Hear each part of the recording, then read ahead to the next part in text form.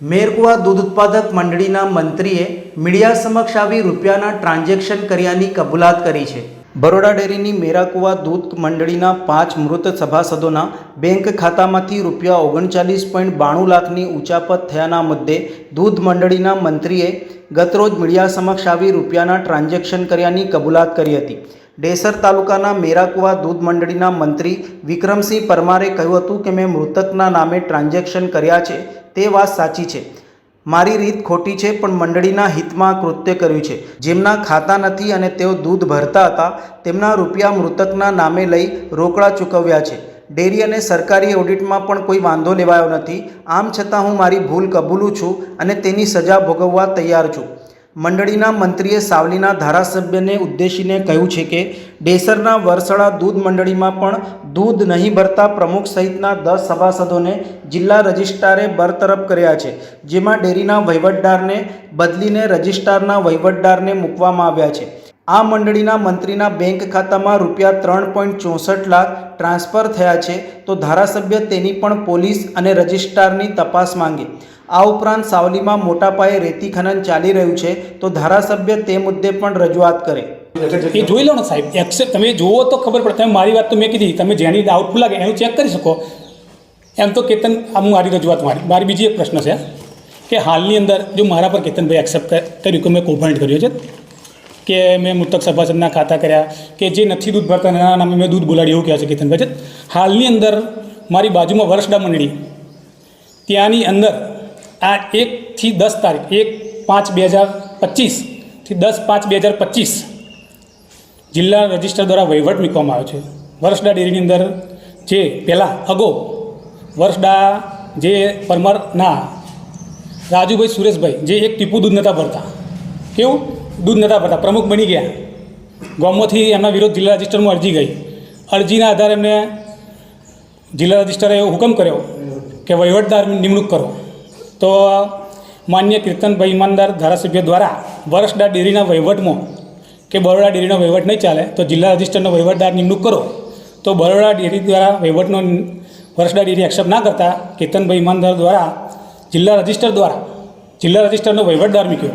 એ વહીવટદાર દ્વારા હાલની અંદર જ જે કેતનભાઈ મને કહેશે કે મૃતક સભાસદના નામ પર ખાતામાં દૂધ ભરાયું અને આવું કર્યું, જ્યારે એમની જ અંદર વરસડા મંડળીની અંદર વહીવટદાર દ્વારા 1/5/2025 થી 10/5/2025 રોજ વહીવટદાર દ્વારા વરસડા મંડળીના ખાતામાંથી 3,64,099 રૂપિયા જે વરસડા ડેરીના મંત્રી ગોપાલભાઈ શાંતિલાલ પ્રજાપતિના નામે એમના ખાતાની અંદર જમા કર્યા અને એમના ખાતાની અંદર ઉપાડ કર્યો છે। તો હાલમાં ગોપાલભાઈ એ તપાસનો હું જે બોલું છું તમારે હું જે મારી વાત કરું ઉપાડ્યા તો કેતનભાઈ આક્ષેપ કરે મારા પર, હું પણ કહું છું કેતનભાઈ દ્વારા એ બી તપાસ કરવામાં આવે કે એ વાત સાચી છે ખોટી છે, વાત સાચી છે ખોટી છે।